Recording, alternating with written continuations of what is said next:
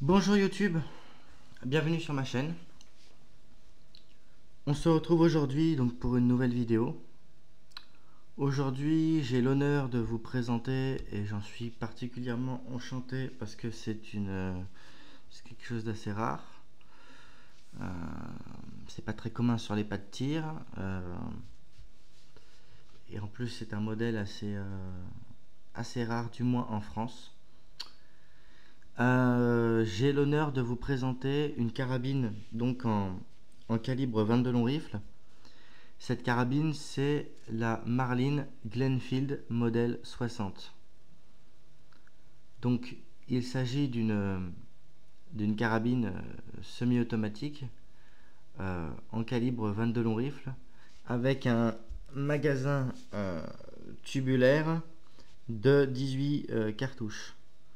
Donc, on va faire les vérifications d'usage afin de voir que l'arme est vide, ce qui me permet en même temps de vous montrer le mécanisme de fonctionnement de cette arme. Ensuite, nous viendrons à l'histoire et à la présentation donc, de cette carabine. Donc, pour vérifier l'approvisionnement de l'arme et son fonctionnement est le suivant. Vous avez ici donc un petit téton de tube magasin. Il vous faut donc tourner ce que j'ai au bout des doigts là. Ensuite vous avez une tige qui sort, voilà, je vous la montre, une tige qui sort, et donc ici vous insérez les munitions comme ceci dans le tube. Donc s'il y a des munitions dans le magasin, simplement en versant l'arme comme ceci, ce qui est dans le magasin tombe. Et puis concernant la culasse, on regarde à l'intérieur de la culasse qu'il n'y a rien. Voilà. Voilà. On voit qu'il n'y a rien. On percute et je ferai qu'une fois la percussion puisque c'est une arme à percussion annulaire. Donc percuter une arme à vide, c'est quelque chose que j'aime pas du tout faire. Encore moins une arme comme ça. Donc une fois que vous avez introduit donc vos munitions dans la carabine par ce petit endroit ici, c'est pas compliqué. Vous prenez donc ce tube magasin, vous l'insérez comme ceci dans l'arme. Ici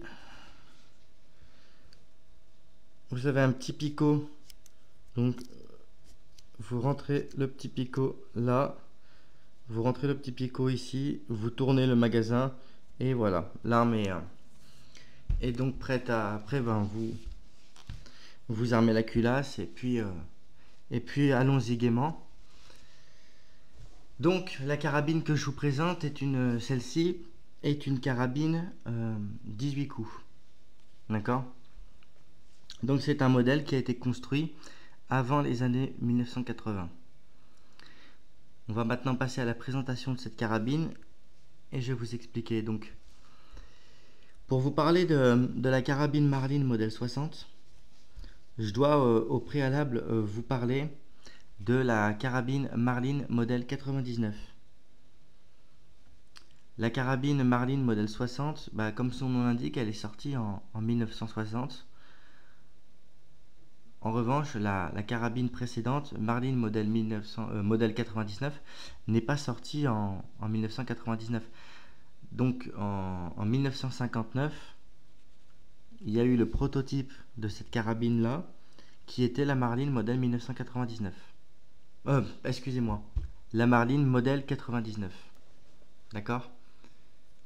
Donc celle-ci c'est la Marlin modèle 60. Et juste avant, un an auparavant, en 1959, on a eu la carabine Marlin modèle 99. C'est une carabine qui a été fabriquée par Ewald Nicold. C'est une carabine qui a été distribuée de 1959 à 1961. La principale différence avec la Marlin modèle 60 se situe au niveau ici du rail de 11 mm qui n'était pas du tout le même. C'était prévu pour un autre type de lunettes. Et également au niveau de la crosse qui était en noyer, alors que celle-ci est en bouleau, est en bois de bouleau. À savoir que Marlin a continué à commercialiser une version de la Marlin modèle 99. Elle est commercialisée sous la dénomination Marlin modèle 99G. Voilà, donc maintenant on va parler de la carabine Marlin modèle 60, à savoir qu'il y a plusieurs variantes. Je précise également pour ceux qui souhaitent exactement l'histoire complète de cette carabine, puisque là en vidéo j'essaye de vous synthétiser les choses pour que ce soit accessible et compréhensible par tout le monde, puisque sur ma chaîne il peut y avoir de véritables passionnés qui s'intéressent donc aux armes à feu. Il peut y avoir également des personnes qui tombent sur cette chaîne par inadvertance, parce que ils ont fait une découverte d'héritage, parce que ceci, parce que cela, et qui souhaitent avoir des informations sur la carabine. Donc j'essaye de vulgariser un peu tout ça et de vous faire quelque chose d'assez simple.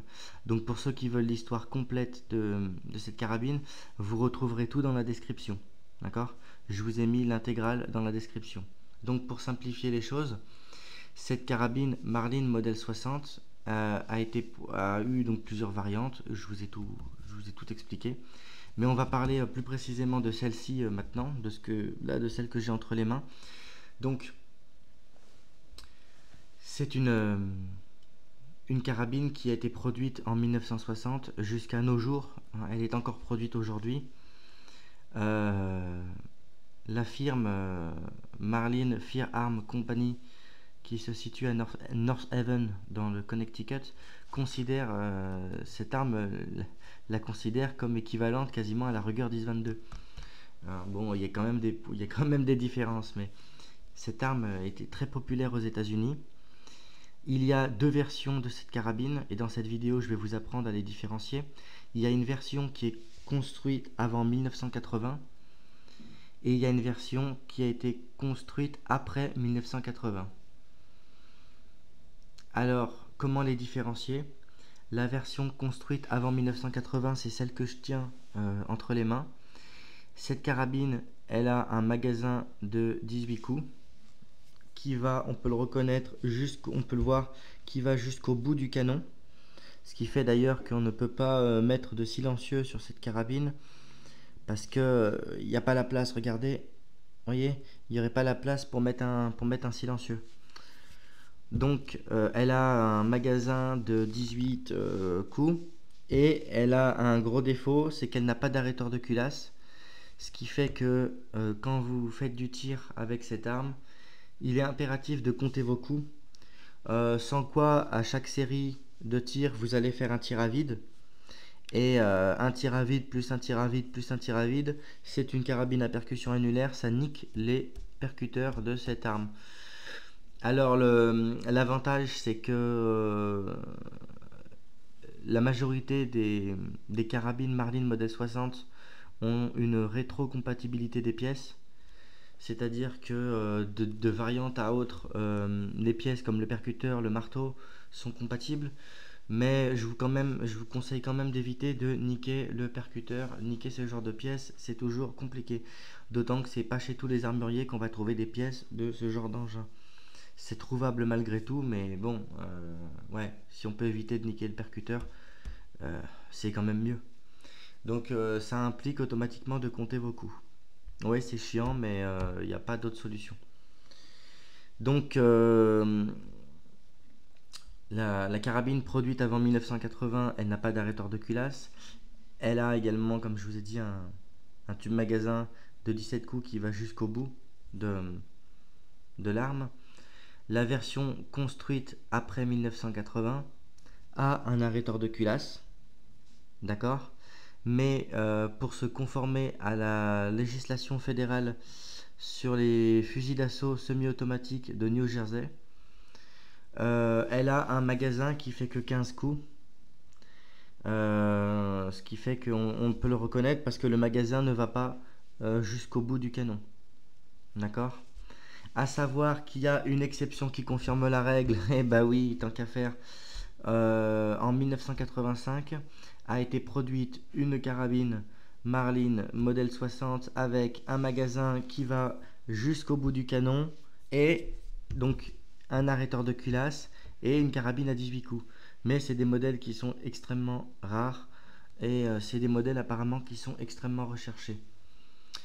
Cette carabine a été produite à peu près à 11 millions d'exemplaires aux États-Unis. C'est considéré comme la carabine d'apprentissage pour des jeunes chasseurs qui apprennent à manipuler une arme semi-automatique. C'est la petite carabine avec laquelle on fait du plinking sur des canettes à la ICO 45, pour ceux qui connaissent. C'est la petite carabine avec laquelle on apprend aux jeunes chasseurs à chasser du petit gibier, à prélever du petit gibier. C'est considéré aux États-Unis comme une carabine vraiment d'apprentissage. Hein. Voilà. Donc cette carabine, elle a une sûreté sur le côté. Vous voyez.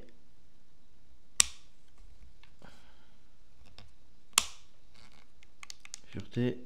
Et là, on a la sûreté. Voilà, on peut tirer. C'est une carabine qui a été conçue en plusieurs versions. Donc avec un magasin en laiton. Certaines versions ont un magasin en acier et d'autres versions ont un magasin en laiton.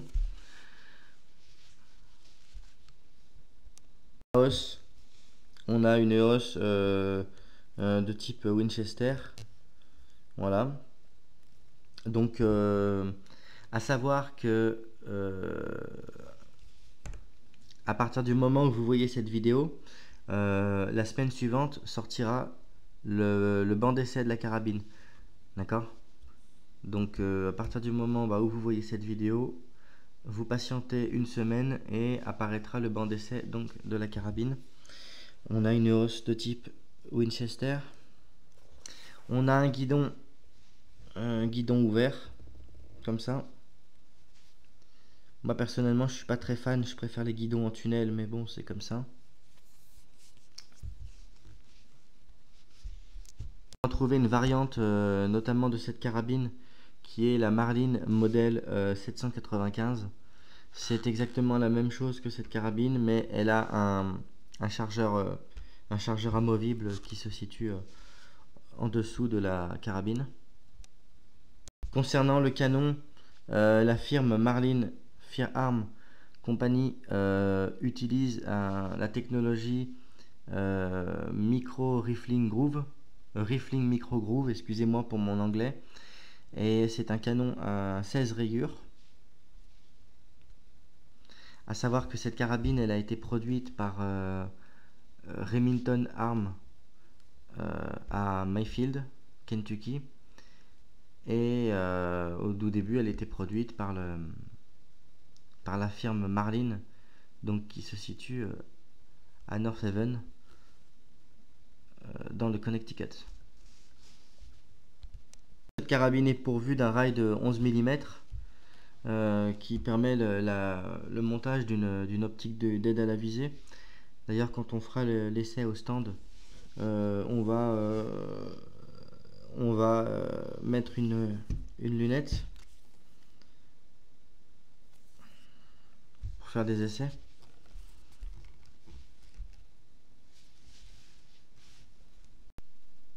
Donc oui, effectivement, autre point intéressant pour différencier les carabines, si jamais vous êtes propriétaire de ce type de carabine et que vous souhaitez savoir à peu près quelle est sa date de fabrication. Autre point intéressant qui permet de différencier les modèles construits avant 1980 de ceux qui ont été construits après 1980. Il y a la longueur de la carabine. Les carabines avant 1980, donc comme celle que je tiens entre les mains, mesurent 1029 mm de long, d'accord. Et les carabines construites après 1980 mesurent 953 mm.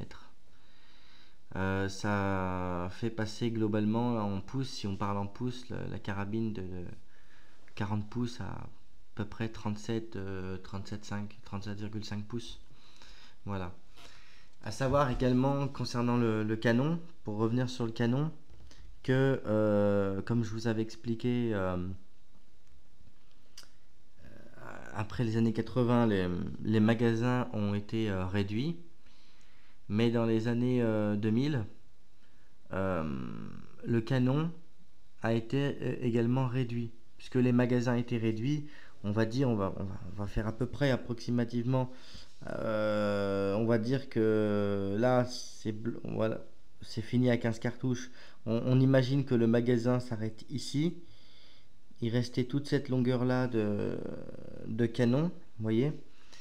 Dans les années 2000, le canon de ces carabines a été réduit pour correspondre à la longueur du magasin. Voilà. Donc moi sur le sol français, ce type de carabine, je vous dis très honnêtement, c'est la première fois que j'en vois une.